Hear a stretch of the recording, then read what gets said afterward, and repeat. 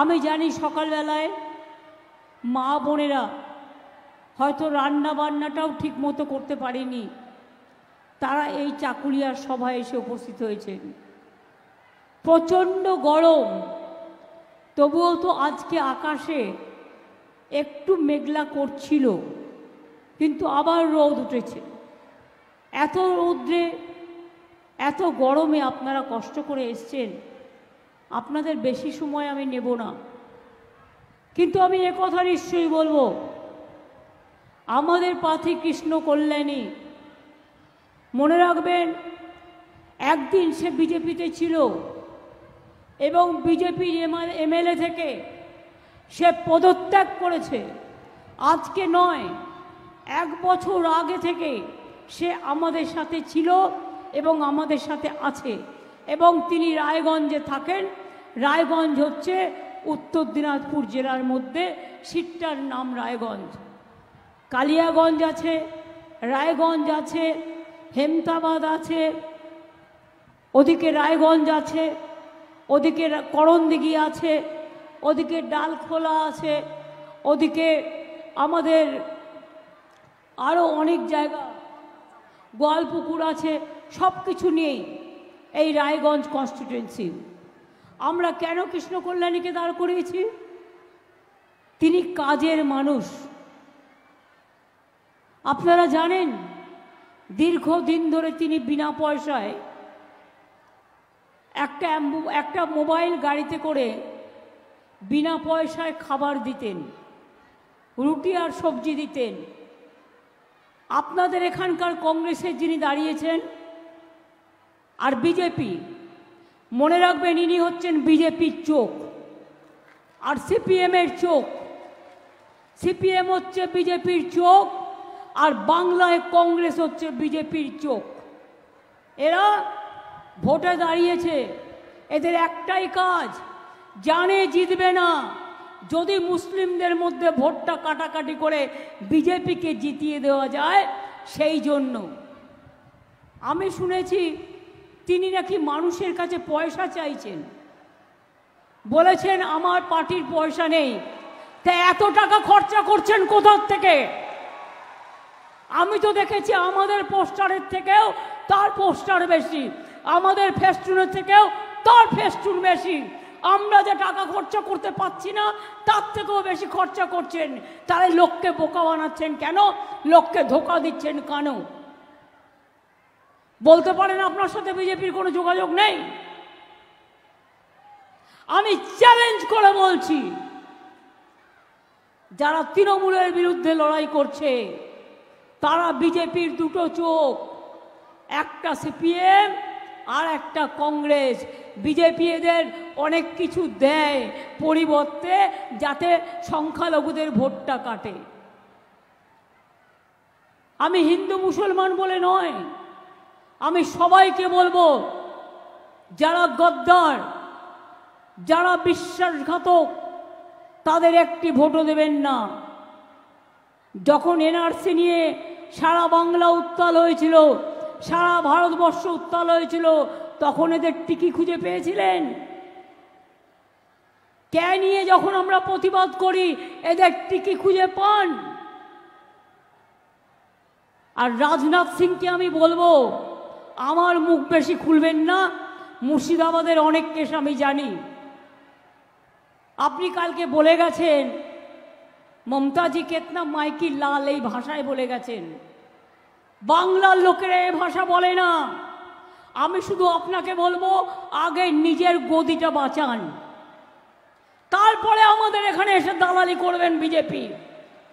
আপনি কতটা আদর পান, কতটা সমাদর পান, বিজেপি তো আপনাকেই পাত্তা দেয় না। আজকে বড় বড় কথা বলছেন, আপনার জন্যেই অত্যাচারী মোদি আজকে ভারতবর্ষের গদিতে বসে আছে। আফসোস হওয়া দরকার। আমি যখন আজকে মিটিংয়ে আসছিলাম তার আগে শুনছিলাম, ছোট্টবেলায় পড়েছিলাম বাবুরাম সাপুরে, কোথা বা যাস বাপুরে, দুটো সাপ রেখে যা, যার চোখ নেই কান নেই, নানা রকম ছোটবেলায় পড়েছি, কত 1, 2-তে ভুলেও গেছি হয়তো। আমি এদের বলি, বোমা ফাটাবেন, বোমা। কি বোমা? না তো 26,000 টিচারদের চাকরি চলে যাবে। আমিও বলে রাখি, আমরাও লড়ে যাব, লড়াই করব। যাদের কথা বলা হয়েছে চাকরি বাতিল করা হলো, চিন্তা করবেন না, হতাশ হবেন না, কেউ জীবনের ঝুঁকি নেবেন না। আমরা সবাই আপনাদের পাশে আছি এবং যতদূর লড়াই করার আমরা লড়াই করব। একজনকে দেখলেন না, বিজেপির হয়ে ভোটে দাঁড়িয়ে গেল, তার অর্ডার ছিল এটা। সুপ্রিম কোর্ট এটাকে একদম স্যাটাসাইড করে দিয়েছিল, দিয়ে বলেছিল নতুন ডিভিশন বেঞ্চ করে আলোচনা হোক। আরে কাকে নিয়ে করবেন নতুন ডিভিশন বেঞ্চ? বিচারের বাণী নীরবে নিভৃতে কাঁদে, কতদিন আগে রবীন্দ্রনাথ ঠাকুর লিখেছিলেন। সবাই, আমি বিচারক নিয়ে বলছি না, রায় নিয়ে আমি বলতে পারি, এটা আমার অধিকার আছে। টোটাল রায়টাকে আমরা চ্যালেঞ্জ করছি। তার কারণ 26,000 ছেলে মেয়ে মানে প্রায় 1.5 লক্ষ 2 লক্ষ পরিবার। বলছে কি না 8 বছর তারা চাকরি করেছে, 4 সপ্তাহের মধ্যে সব টাকা ফেরত দিতে হবে। Is it possible? বলুন, আপনারা যারা এই রায়টা দিচ্ছেন, এই রায়টা সারা জীবন আপনারা যারা চাকরি করেছেন তাদের টাকাটা যদি ফেরত দিতে বলা হয়, পারবেন দিতে? সবটাই তো সরকারি টাকায় চলেন, সরকারি গাড়িতে চলেন, সরকারি সিকিউরিটিতে চলেন। মানুষ আপনাদের সম্মান করে, আমরাও আপনাদের সম্মান করি। মনে রাখবেন, সারা ভারতবর্ষে বেকারের সংখ্যা হু হু করে বাড়ছে, আর আমরা যাদের চাকরি দিচ্ছি আপনারা আপনাদের আইনের খোঁচায়। এই অর্ডারটা বেআইনি অর্ডার, সেই জন্যেই চ্যালেঞ্জ করে বলছি, অর্ডারটাকে আমি জাজকে বলছি না, অর্ডারটাকে বলছি বেআইনি অর্ডার। আমরা এটা নিয়ে উচ্চ আদালতে যাচ্ছি। চিন্তা করবেন না শিক্ষক শিক্ষিকারা এবং ছাত্রছাত্রীরা,